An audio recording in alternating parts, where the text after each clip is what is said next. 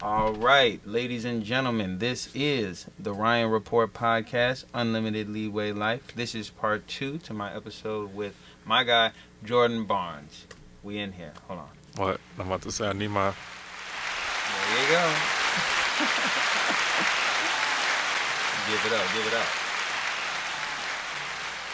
So, on the last episode, if you guys tuned in, we talked about a lot of stuff. It was a very educational episode. We talked about a lot about sexuality, pronouns, some of these concepts, playing middleman to the cosmos, as I like to say. And we got into social media, we got into a lot of stuff. And it kind of ended off with us kind of talking about, just the playing middleman to the cosmos, the arguing, this and that, the responsibility of people in power to go about things in a certain way, especially involving these topics. And now in this episode, we're going to cover 2 topics that are big right now. We're going to get into them. Let's get into it. And we'll just let it flow for the rest of them. But we're going to cover 2 topics. My guy, Dababy. Dababy. A baby. A baby. The mind of a baby. Yeah. So, I don't know if y'all are familiar. You probably are. Dababy got on, it was at Rolling Loud, and he was just wilding out. He jumped clean out the window. I thought it was hilarious. But, I mean, like, to be responsible, it's not hilarious. But I thought it was hilarious because it was like, wow, fam. Like, he jumped clean out the window, bro. Yeah, it was like, I did a great show. Hit the kill button. Yeah. Like, let me explode everything. Just destroy everything. And you see, the thing about this, and the reason I thought it was funny was because it was like, so y'all didn't expect Dababy to say something like that. Or maybe if you didn't expect him to say it just like straight up on stage like that, you didn't think that he thought that.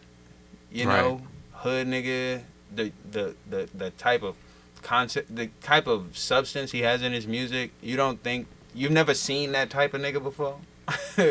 It was in alignment with who he is. It was in alignment with who he is. It's like, I was always kind of, and for those that don't know, Dababy got on stage at the Rolling Loud, and basically he said, if you don't have HIV, AIDS, or one of these diseases, put a cell phone light in the air. And then he also said, if you weren't sucking dick in the in the parking lot, put a cell phone light in the air. Excuse my language for those that don't want to hear that. Yeah. And he said, if your pussy tastes like water, smells like water. Yeah. Smells like water, put your phone in the air. He said these things, and it caught him a lot of flack, and a lot of people were offended by it. Now, my opinion, I thought it was funny because I always see Dababy. A lot of people would be like I said this in 2020, Dababy was the sexiest nigga on earth, and everybody loved him, but they also didn't like rappers who were misogynistic and homophobic. And I would kind of always look and be like, can y'all not read in between the lines with that right there? You know what I mean? Y'all don't see where that might line up with that, you know what I mean? But he didn't say it out of his mouth. But now he did, and now everybody's going crazy. So go ahead and we'll just jump back and forth about it. Go ahead and give me your opinion on it. He was performing with Tory Lanez. Oh yeah, that was another thing. That was another thing. It's like, I mean, obviously he was making a statement. He had to be. Like, I think, social media, he say, she say. But apparently that was like a slap in Megan's face because she had just finished performing. She was like still in the backstage. He had played her song and then came out with Tory. Like, right. And then he did it as if it was like, it wasn't no like. It wasn't like he swooped like in. Business. He was like, guess who's in here? Yeah. I have a prize for y'all. Like, it was like, he was so fucking excited, like literally jizzing everywhere. Yeah. That the guy was like on stage with him. It was such a weird performance. But This is like my thoughts is that we have to stop putting responsibility in people who don't have the capacity to hold it. Like, I don't expect Dababy to do anything different. Like, Right. even how he responded to the whole situation, you can tell his mind did not rap on the magnitude of his words because he was like, oh, I had one gay person in the front with a crop top and he was enjoying it and rapping with me. Yeah. Yeah. Now, yeah. Now see, like now you see. Yeah. It's like. Well, continue. For me, it's like his mind doesn't have the capacity to deal with what people are responding to. Oh yeah, that's You what I was know, gonna say. Dababy.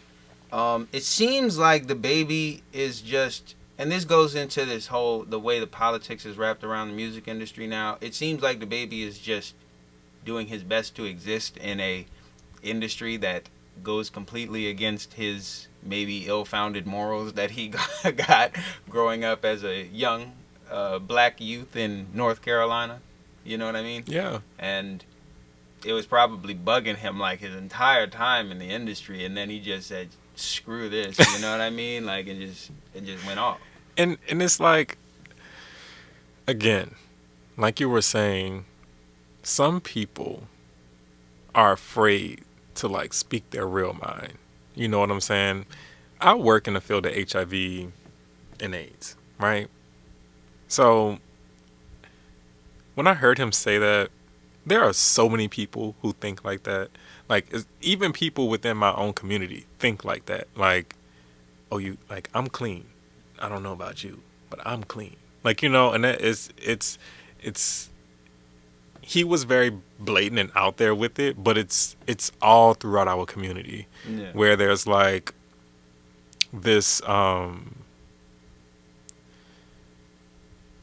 putting people who are living with HIV into this category of not being valuable, and that was my only issue with it, is that he didn't recognize by him saying that what power that had. Right. Again, freedom of speech, fine, but you don't like, you have to realize the power you have in your words. Right. So like, let's say he was there, he said that people take their lives because they find out diagnosis about like their HIV status. You know what I'm saying? Like, people won't get screened or tested for STIs because they don't want a positive result. You know what I'm saying? Like, right. if it's in me, fine. As long as I don't know about it. That way I can exist in this space of not having it. Even if I do, I don't want to know. You know what I'm saying? So like, just that's the part that really fucked with my mind, was that he didn't realize by him saying that you could be hurting your own community. Not even saying that, like, this is beyond the whole point of like people not having it, but like just recognizing the responsibility of like you saying that and pushing people 10 steps back. Like, Right. with all the work that we're doing, we're trying to get people to get tested, we're trying to get people to like take their medication, just trying people, like having people be comfortable with the conversation. Right. Like, by him saying that, he don't understand like how he could have increased the numbers of HIV diagnosis by just saying that, because Right. now you've stopped people from having this conversation or feeling comfortable with having this conversation, because now you want to be the one that doesn't have it, Right. versus him just saying like, and this still is like, it's still a little problematic because, we think about access and all of that. But if he would have said, put your cell phones in the air if you don't have HIV, and put it up if you have HIV and you healthy. You know what I'm saying? Like, Yeah. everybody, like, I mean, and he was obviously trying to get at. I think he chose a very ignorant way to say to express his for a lack of better words, probably the exact words, his homophobia. I think he was just trying to get that off. I also think he probably saw something in that parking lot. Yeah, because it was really... It was very specific. Yeah, it was. And what was wrong with that? I feel like I think that's like... This is what celebrities don't understand. Like, shut the fuck up. Like, I'm sorry.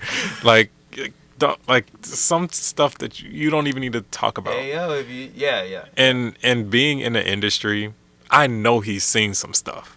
Like, that's a part of being in the industry. You're going to do some shit you don't want to do, and you're going to see some shit you don't want to see. Right. But if you at the top, it ain't always clean, like, getting to the top. You know what I'm saying? Right. So, like, I just feel like you didn't even, like, you don't have to talk about, like, you don't have to mention it. If you don't have anything productive, like, he literally was walking off the stage. Yeah. Like, it didn't go to a song. It didn't go to any, like, cause or anything. Like, it literally was just word vomit. You know what I'm saying? So, I don't know. Like, and it's also, again, just normalizing sexuality and sex. And, yeah, if you're going to festivals, most likely you're going to see some shit. You know, or people are going to do some stuff to experiment. And that's fine. I mean, they may get a ticket if they get caught. But you know what I'm saying? Like, if they doing their thing, fine. Like, I'm sure you've done something too. Yeah. You know, so I don't know. I mean, that's why I go back to it's who Dababy is. I've met multiple niggas like Dababy. I know niggas like Dababy. They don't rock. They just don't rock with it. Like, it's something in their mind to where it just makes them uncomfortable. It could be their upbringing or whatever. Right. It's a big thing in the black community. It is. Back in St. Rose, they was hostile with that. You know what I mean? In the country, you know what I mean? Places like this. And he just was getting that off. Like, I don't think he was trying to. And that's why I say it was an ignorant way of going about it, because it's not like he was trying to solve nothing. It's not like he was trying to express a perspective. I think it was just his clever way of getting that off in a heated, frustrated moment. And again, like I said, people can have freedom of speech. Yes. Just be prepared for what follows after that. So, like, if he still feels like that today, then that is fine. It's completely fine. You know, but just understand that. Check. I'm just making sure I'm good. Go ahead. Good? Yeah. Just understanding that, you know, some people are not going to support you. And it is what it is. But I hate, like, people who are trying to,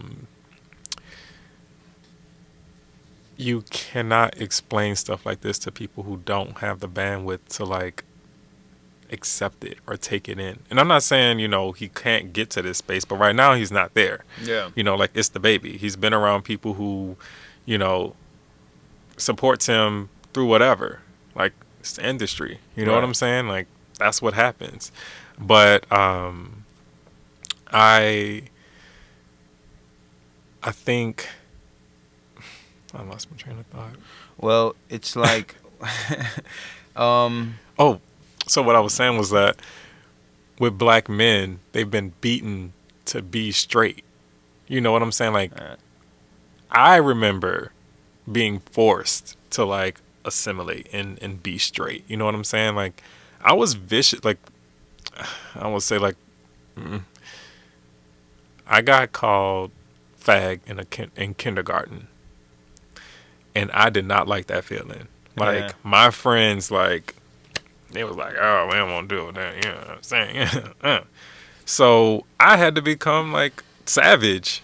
Yeah. You know? So, like, if we were in elementary school, you would know that, like, I could rib. Like, I could talk about you to make you feel real bad. Yeah. And I just got really good at it because I didn't want anybody to, like, out me or, like, you know what I'm saying? Like, make me feel like that was a part of me. Yeah. You know, and not only getting that from school, but like at home, like just like subtle things, like, oh Jordan, like don't let your hand go limp. You know, like stop that. Or you don't hang out with your mom at the beauty salon, or you need to cut the grass, and Right. like man up. Yeah. Be a man. I mean, So I think, and like I said, I was on a more safer like degree of this. yeah. Like I've seen people actually being beaten to be straight, or like you're playing with dresses, like let me cut fag in your head, like like, or I'm gonna kick you out the house, or so like we've done a number on ourselves trying to like uphold this straight black male identity for a lot of reasons, so like I know I've told you a lot, like when I see stuff like Dababy, I always ask, what's the source? Like, where did that come from? Like, where's this shit coming from? And you got to think about like how we're raised, like the 70s did a number on black people in general with welfare, and not saying that everyone was on it, but like there are certain things that you had to do to keep it. You couldn't have a man in your house. Like if you had a man in your house, you're getting cut off because that's another source of income. Okay. Like, and the man couldn't be in the house. Like, like I can't be with my family because they got to get support. And I'm not making enough money to get support. The most I could do is, these like second class jobs, but I'm not getting paid like that. You know what I'm saying? So Right. now you have mothers who are raising kids,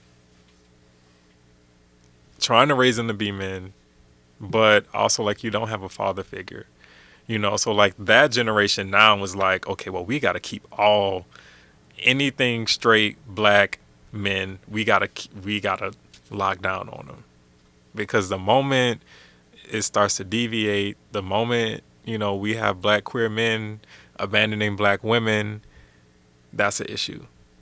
Because we just got to this point to where we could exist in the same space. Right. So we got to hold on tight, So it's this whole idea of like everything piling up on each other, and understanding like when I see Dababy, I don't just see him. The part that aggravates me with him is him not understanding his responsibility. But I see this idea of white supremacy working. Like this is what's supposed to happen. Yeah. So like when you like push your mind further, like not just seeing the individual, but like you said, you got partners that the same train of thinking. They do. So like where is that coming from? Like why? It's like and that's a rabbit hole. Like it is. Like all of the different aspects that cause that to be in your psyche, to where it's like no, I can't present that. I can say from my experience, when I was in, I guess it was, I can't say exactly where it stemmed from, but there was times back in the day where I can remember me not, I don't, like when somebody insinuates that you're gay and you're straight, that is very humiliating. Like I mean, like you just don't want that to be. You don't want anybody to insinuate that you're gay. You don't want that label to be put on you. You know what I mean? And my best friend, and now I sound like them white people. I sound like white people when they say, "Well, I have a black friend." You know what I mean? But my best friend, he was my best friend since we was 8, and then in college he ended up coming out of the closet, and I was like, oh man, you know what I mean? Like, bro, like we've been hanging out for 10, 15 years. Like, I'm going into my mind, like, how many people think I'm gay? You know what I mean? Like, and then, but then once it was like that, it was kind of like, you know what? I'm not about to stop kicking it with you because of that. You know what I mean? Like, so that's still my best friend to this day. And it's like, well, really in college, you start to get a little bit older, and for me particularly, I just don't can, Yeah. I know who I am, so it's Mhm. like insinuations don't really even be bothering me, but that still bothers a lot of dudes. Right. And I mean, you also have to consider what type of person you are as well. Like, you and your brother have always went to the beat of your own drum. Like, y'all have always been, well, at least it's what I see from the outside. Y'all have been comfortable with yourselves. Yeah. Of course you still got work to do, like you're still doing the work, but some people live in their ego. Like, That's a good word. like this persona that I've created, that is where most of my values lie. Like, I don't give a fuck about how sensitive I am or like what I think about actually, like in my heart. I have to maintain this ego, and that's dangerous because anything that tries to attack it, it's getting annihilated. Yeah, You know what I'm it saying? hurts. Like, it's going out. You know Yeah. what I'm saying? Like, so I mean, Eckhart Tolle talks about that in A New Earth as well. He talks about the pain body. That's the identification with the physical of any kind, whether that be how much money you have, the clothes you wear, sexuality. Uh, if you're a tall person, you identify as I am a tall person. mhm. And when you build your sense of value around your ego or pain body, self-identity, then any attack at that thing can destroy you. You know Yeah. what I mean? And it's like all about unidentifying with that. And the more you do that, the more you exist from the perspective of your consciousness or your soul. You know what I mean? Mhm. And yeah, I mean, that kind of goes to what you're saying. A lot of these cats is not about to play with that because, yeah, society, again, it's like, I spent 20 years being a man, Mhm. you know? And with in the black community, we've been made to believe that this is it.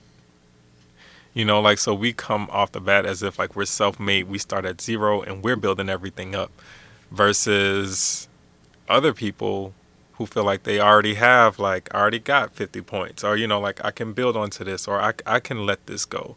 Like, you can attack this part because my family got this, or like I have something else to rely on. Black people have been brainwashed to believing that we are the beginning and the end of our existence. We are not taught that there is something before us and something after us. So anything that's attacking us, we feel like that is it. You cannot attack what we are, because if I'm done, then I'm done. Right. There's no future and there was no past. So like, I can't have you attack what I've been building up for my community, or what I think is beneficial for my community to last. Yeah.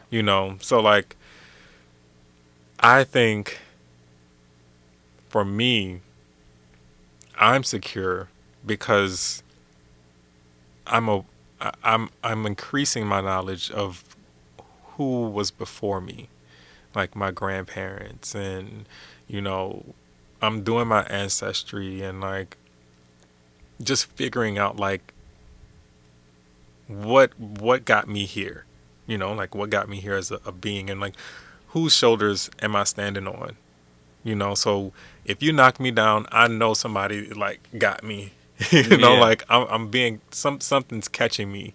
And if you're trying to attack me, I know that I'm doing things for future generations. So like, I have this whole idea of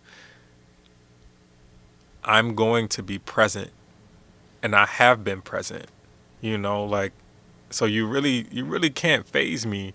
And it, again, I'm not just talking about like queerness either. Like, I'm just talking about Jourdan, like what makes me, Right. and I see myself beyond all of that. You know, like I'll talk to anybody. Yeah. You know, and I know what my purpose is. I know what my job is, and that's to create space for Black people. You know, like that's what I want to do. Right. That's what makes me happy. That's what makes me smile, makes me get up. You know, like knowing that, just knowing that it doesn't stop here. Yeah. You know, and I think a lot of us exist in this space of it will Finite, stop. Right. yeah, Like I'm done. Yeah. You know, like, and I don't view the world like that.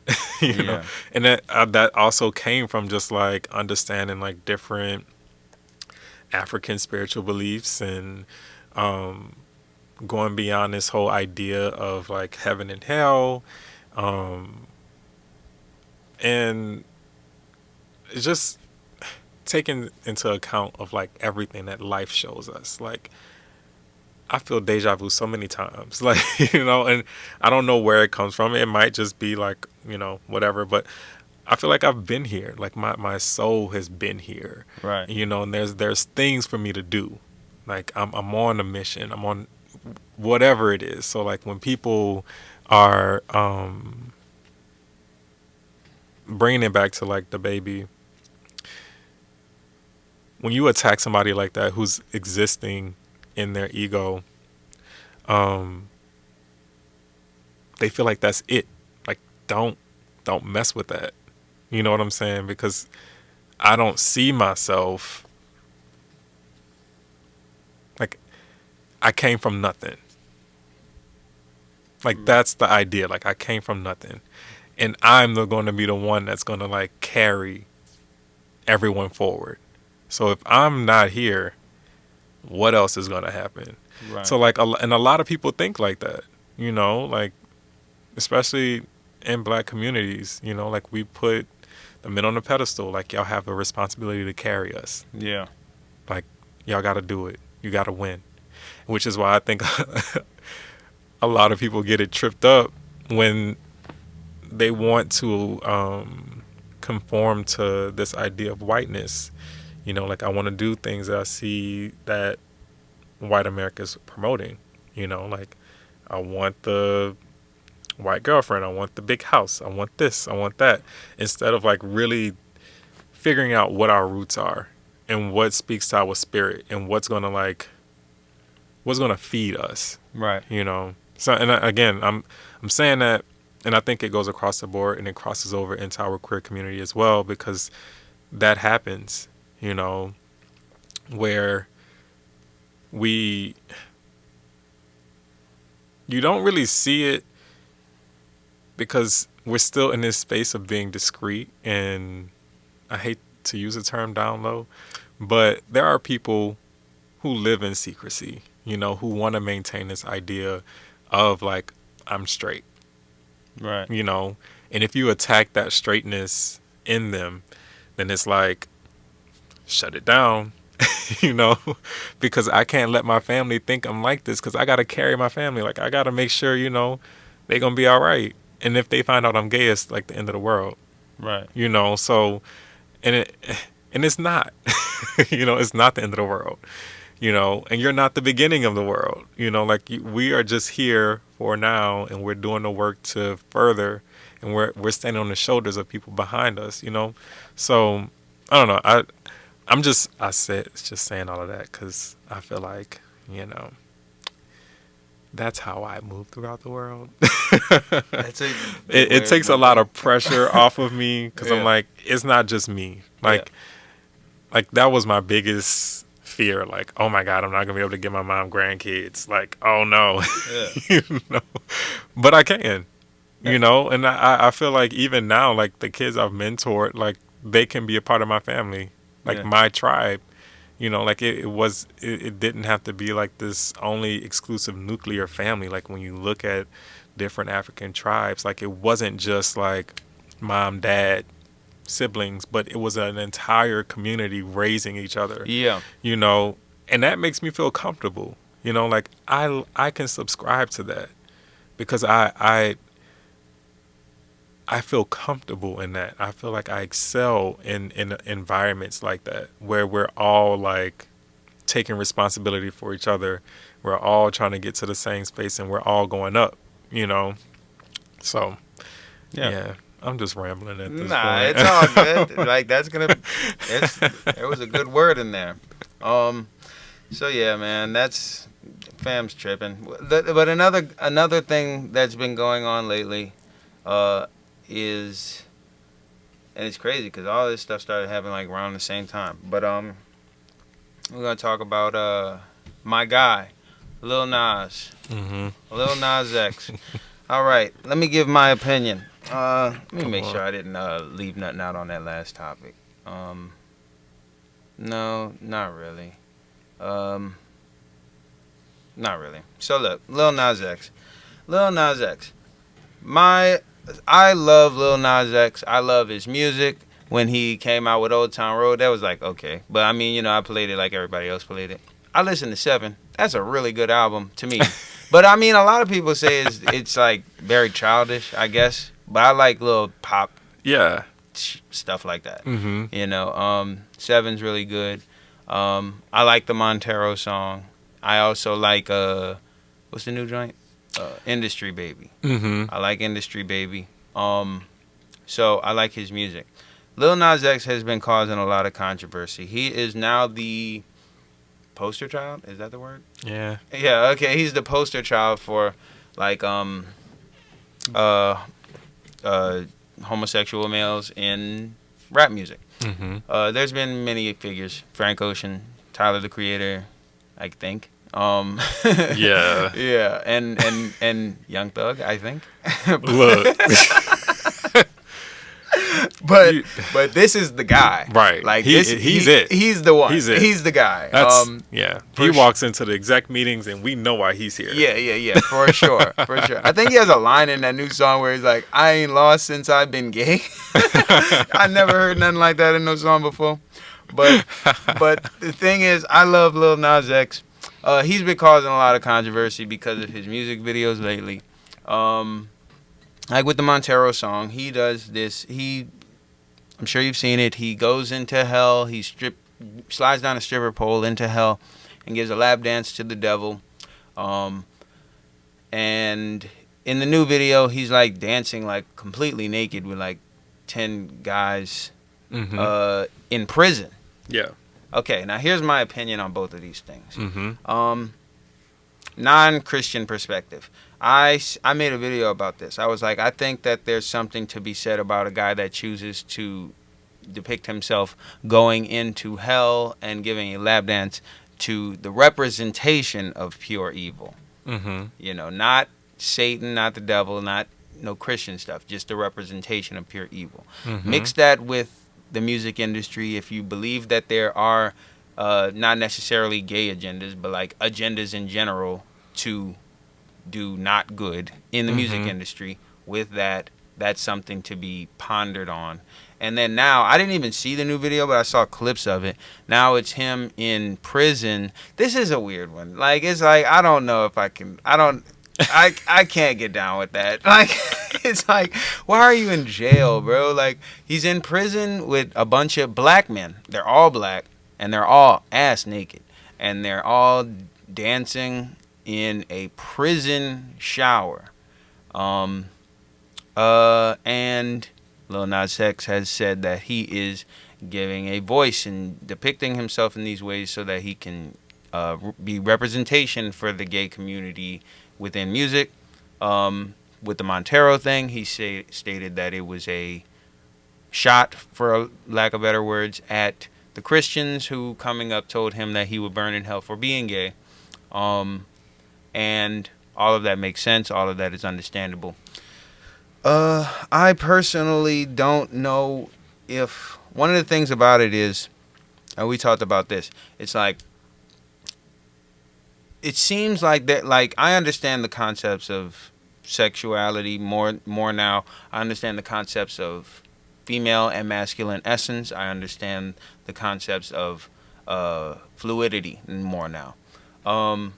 However, I feel like when it comes to expressing your sexuality and expressing your feminine or masculine nature or essence, I think that there's a lot of things that can come before shaking ass on the devil and being ass naked in a prison. Like, you know what I mean? It always turns into this overly sexualized thing. You know what I mean? And I'm not just singling out, like, in the case of homosexuality. I'm growing up and starting to realize, yo, some of y'all could put some clothes on, like even y'all women, you know what I mean? And it's like it just always turns into this sexuality, like overly sexual thing, as opposed to just free expression of sexuality in an artistic way. And yeah, like I that's my opinion on it. I think that it's kind of weird. I personally don't think that these particular isolated works of art are things to be praised as these great benevolent things. You know what I mean? From my opinion. What's your opinion on Lil Nas X, these videos, what he's doing, and let's just run it. Okay. All right. What's something common that people say about prison? Like why you shouldn't go to prison? You're asking? Mm-hmm. Because I guess you're getting at the you'll turn gay, or like or there's a lot of gay stuff going on in prison, or like Literally, like people will say you're gonna go there and someone's gonna rape you. Yeah, okay, yeah, right. Before they say you're confined in bars. Yeah. Before they say you only get an hour out. Before they say like you have no rights. Before they say like you may be paying $50 for a cigarette. Before they say like all these other things that you will be spending your entire life under the supervision of someone else. They say you're going to get raped. Right. You know what I'm saying? Like, yeah. And I know that those stories, like there is truth to that. But I think what Lil Nas X has been doing with his videos is basically holding up a mirror to people. Like, y'all already saying this is what's going to happen. Like, you want me to go to jail for, you know, telling the world about my sexuality? All right. I'll go. Nike, you want to, like, sue me for doing this or whatever, and you want me to go to jail? All right. This is what it's going to be like. A whole bunch of gay men, because that's what you want to see. You know what I'm saying? Like, you want to see us parade around. Or, you know, like, it's almost like, why are you getting off on this? Like, why are you getting off on, like, wanting to see me here? And even with the one of him, like, going to hell, like, it's almost like, I'm not going to say, because this is not all Christians, but the ones that do say, like, oh, gay people are going to hell, whatever. Yeah. Why is that so fascinating to you? Like, why is that the only thing you want to talk about when it comes to sin? Like, why is that getting you off so much? Okay, I'll show you what it looks like. All right. You know, because, like, the video shows him trying to, like, ascend to heaven. And then out of nowhere, like, the pole comes, like, I guess, like, a symbol of rejection. And then, all right, here I am. I'm going to accept it. You know what I'm saying? Like, if me going to hell means I'm living my life happy now, then that's what it's going to be. You know, like, I'm going to do what makes me happy. It's not hurting anybody else. Not, like, getting in anyone's way. I'm just being me, you know? So yes, it could be done more delicately, but society doesn't work like that. Yeah. Like, he would not be getting the conversation he would be getting if he did something that was like, oh, let me do a documentary on homosexuality. Yeah. Or let me like talk about, prison and homosexuality. Or let me do a mellow song and, maybe not add as many graphics to this video, whatever. Like if he was chill about it, people would not be talking about it. So I think he's purposely doing this because it is clickbait. Like you're gonna talk about this. Yeah. Before you even listen to the song, you're gonna see the visuals. Half the people who are commenting on that video did not listen to the song. All right, I'm gonna go ahead and I'm gonna give you a little bit of pushback for my audience. Okay. Come on. You think that's lit? Hmm? You think that's lit? Like, I mean, like, do you think like what okay, part? Okay, I'll let me see. Okay, I didn't even really watch the video, but I saw people talking about it. It's like I can't say I know for sure. Was it like only gay? I mean, was it only black men in the prison? I didn't watch. I only watched what was on social media for that video, but what I saw that clip and it was only Right. black men in that one Right. clip. Right. That's what I saw. I don't think that's dope. Like, It's not. But what is the world saying? that is what the world is saying. Is the world saying that there is an entire Klans community in prison? No, they're not. Is the world saying that there's the members of the mafia in prison? Not necessarily. You know what I'm saying? Like, there's all these other racial groups that are there. Yeah. But if you tell anybody, think of somebody who's in prison. Yeah. Who's going to show up in your mind? Yeah, black people. I mean, yeah, straight up. It was an entire that, agenda to get black people in jail. Do you think that it was like, and that gets too into it? It's like, but like, do you think that could be considered an aspect of showing black people in more fucked up situations, like on a mass media scale? It's like, or what do you think it's like strictly art reflecting life or life reflecting art type of thing? It's like, or do you think it was like, we're gonna put all of these black men in? Because somebody can argue that that's just the music industry trying to show black people in jail more and then being gay more, in prison more. So I think there's tons of imagery of that, right? Of black men being in jail. Yeah. I think we see it all the time. When you look at these Scared Straight TV shows, when you look at the First 48, when you like there's tons of representation of black men in jail. Without a doubt. Yeah. I think what he did, and I'm just talking shit right now. Like, I'm not in his mind. Yeah. But when I look at it, I think what he's doing is saying that we're gonna always make the best of the situation. And I honestly feel like that was less for black people and more for white people. Because when you show like imagery of black people suffering, I almost feel like it gets people off. Like, ooh, look at them suffering. Yeah. Like, that's so interesting. Like, yeah. No, it's not. Yeah, it's not. Like, it's not cool. It's not something that like we want to see. It's not something that makes us happy. Like, but in that moment of his video,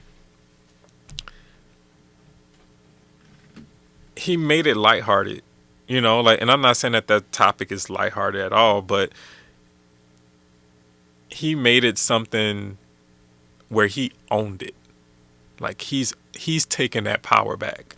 You're not about to show me locked up, or you want to send me to jail. You want the press to like put horrible pictures of me like walking into prison. Yeah. I'm going to show you this shit the way I want you to see it. Right, right. And I'm going to take that power back. Like, you want to see me burn in hell? I'm going to show you exactly how I look Yeah. You know, Like with the Montero thing, it's like the Christians were going crazy, and I'm not I was raised Christian. I understand this stuff. I think I got a better understanding of what it's talking about than many Christians do. You know what I mean? And it's like, no, it's not a red guy in you know what I mean? It's not a red guy underground. I think we can all agree with that. I think it exists inside of you, but that's a different conversation. Yeah. But it's like so that's one of the things, like when I have my personal pushback against it, it's like, yo, Christians, shut up. Y'all are making it sound ignorant. Y'all are making the pushback sound stupid. Yeah. Because you don't know what you're talking about. You know what I mean? And it's like, and they were the loudest ones. Now my thing is like, that's and look, it's like, it's not common imagine. You know what I mean? Right. It's like you're gonna put out into the world two things, and it's on a spectrum. It's like you're gonna be way over here, or you're gonna be way over here.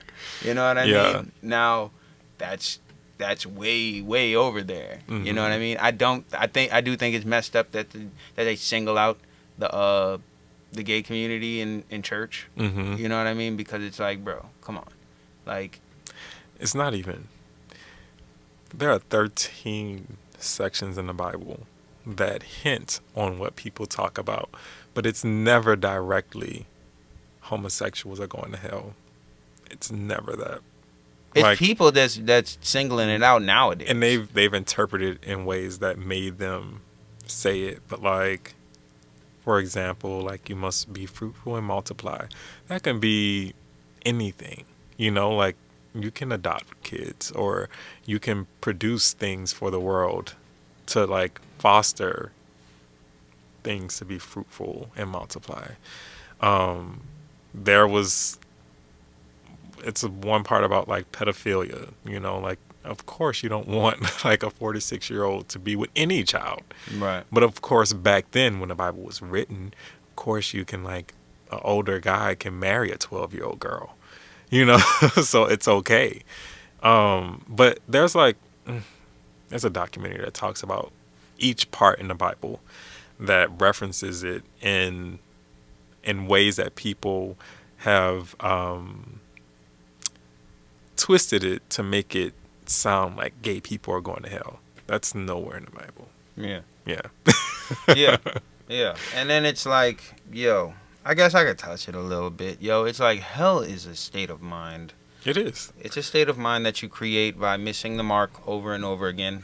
Is the mark written down like word for word? No.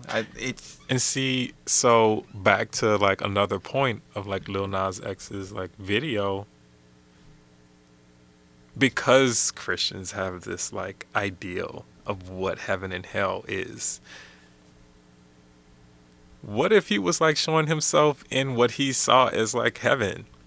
You know, like, it has something to say. Yeah, like, and it could. I like, look, I'm shooting real far off, but like, think of how much hell people put themselves in to achieve this idea or this goal of going to heaven.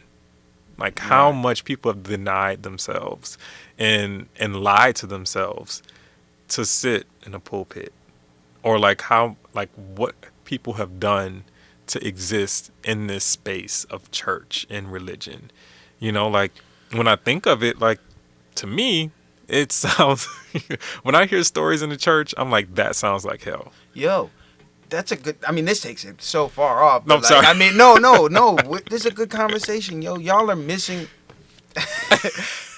Heaven is here, fam. Like, it's here. There's people in heaven down the street right now. There are people in hell down the street right now. Right.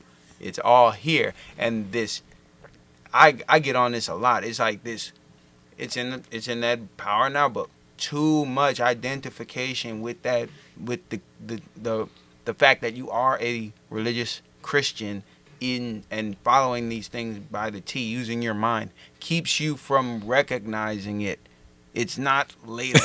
It's not after. Like, and I be trying to. It's right now. It's right now. Right. And I be trying to tiptoe around that one because I got mad family that's like, wait, it's so. Look, and I could. I say a lot of stuff that can like tick people off because like I tell people all the time like. But then a lot of people be like, yeah, talk that talk. But then some people be like, did you hear what Ryan said? I'm like, man, one day I'm gonna just go ahead. Look, and if we being real, like I say this to like a couple people, but like if Jesus came back today, no one would believe him. Yeah. Like I didn't see a picture. Where's the birth certificate? Let's explain it. Yeah. What's going on? Like, right. If anything, he probably already came back and we missed it. Right. Or he's like somewhere in an insane asylum. Yeah, like, yeah. They probably put him in jail. He's talking about he's Jesus. He's probably a black guy in jail. Right. It already happened, people. Yeah. You know? Yeah. Because, like, yeah, like, I don't know. People are just weird. You know? People are just so weird. So... Yeah. I like to flip everything on its head, you know. And I identify as Methodist, but I also believe that there are other entities that are working. You know, I believe that there's other spiritual powers that are working. I wish I would have known more about like the Yoruba gods and like the Orishas and all of this, because I think a lot of that ties back to. I know you're not talking about religion. It's this, whatever at this point. Go but ahead. what was so interesting, because I studied art at Xavier, and I took this African art class, and it's crazy how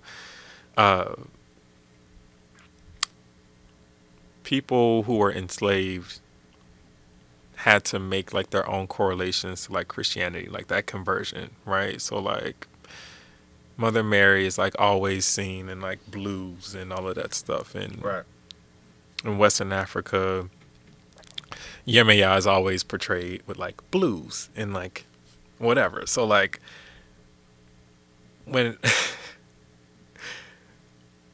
they were like, here's Christianity, we want you to praise these people, the enslaved people were like, oh, she white, but she wearing blue, so that must be Yemaya. So we just gonna do what they say do, but y'all know who we talking to. Yeah. Like, y'all get it.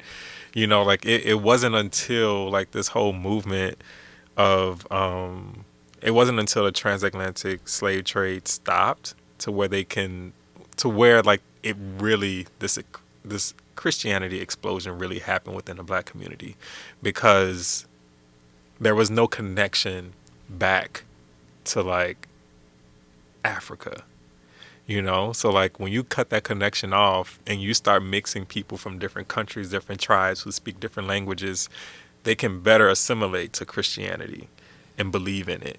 Right. You know, not saying that it's something that's false. I think that there's all like spiritual power, and I think people interpret it in the way that they want. But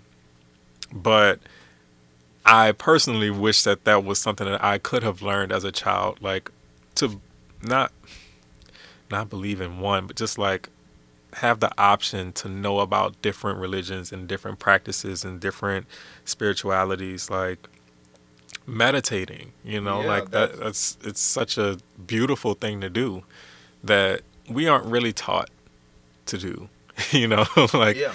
So, and that also goes back to your point of medication, you know.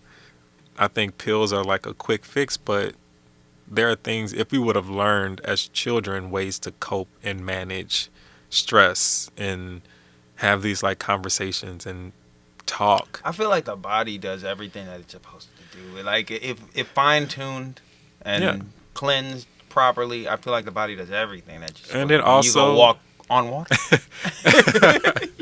And I think the body, so I'm definitely 50-50 pro medicine, pro like natural, whatever. Like you need to feel the earth, and you gotta have, your vessel has to be prepared to heal naturally. And there are a lot of things that are in this world that blocks us from healing naturally. Right. So you have to have medicine, you know. But I believe lost my train of thought, but I believe if we were again if we were trained to do these things like as children, then now we will be in such a better place, you know. And also to go to your point of like the body knows what it wants to do, that also means dying sooner.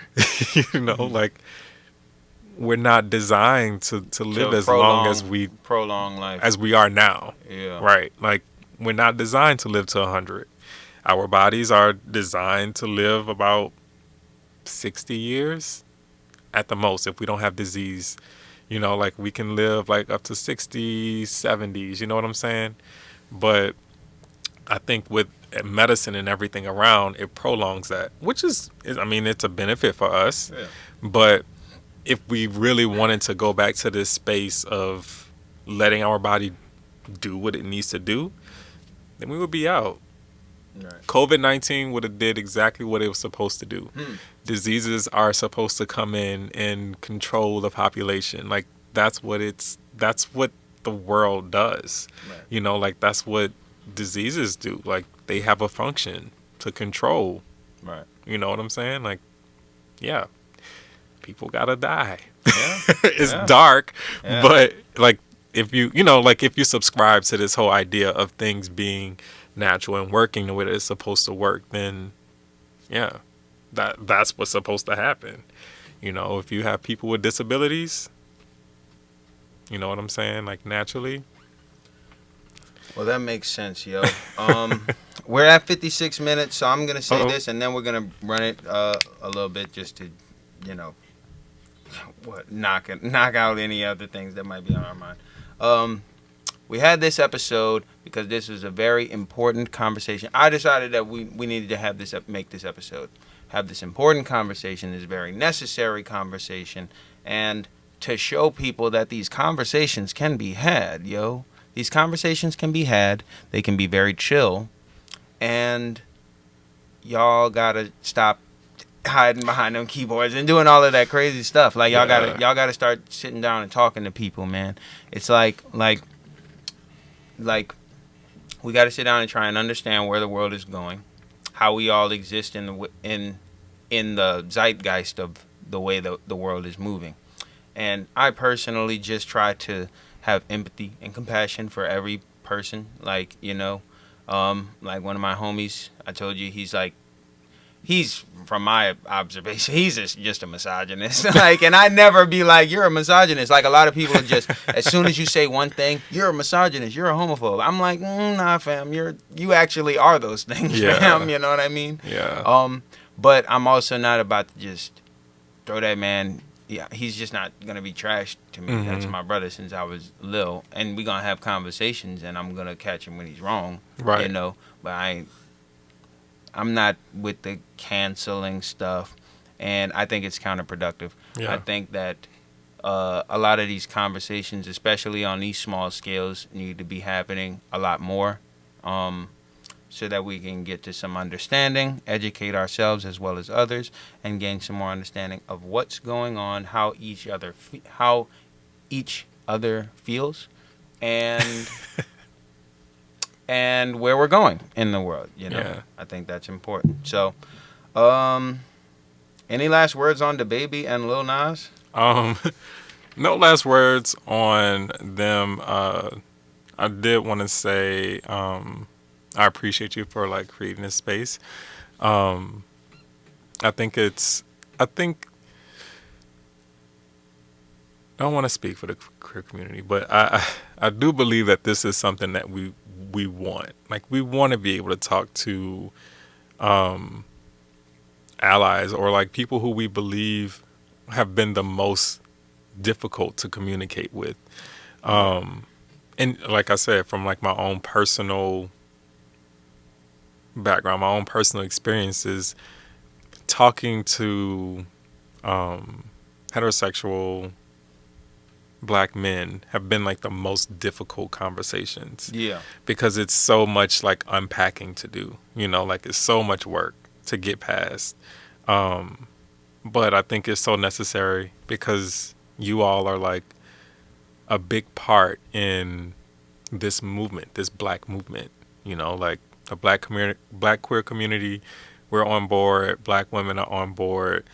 And I feel like we almost just speaking, we want that love back. Yeah. And I feel like a platform like this is a way of showing us like that love. Like we want to, like you wanting to talk to me and not me reaching out to you to talk about it. Yeah. You know what I'm saying? Yeah. That's really powerful. And I think it's like small gestures like that are super impactful, that's important for our community to see. Like you doing this opens up the conversation for other people to have or feel comfortable with it. Like, hey, like Ryan went out on a limb, and like, not saying you went out on a limb, but like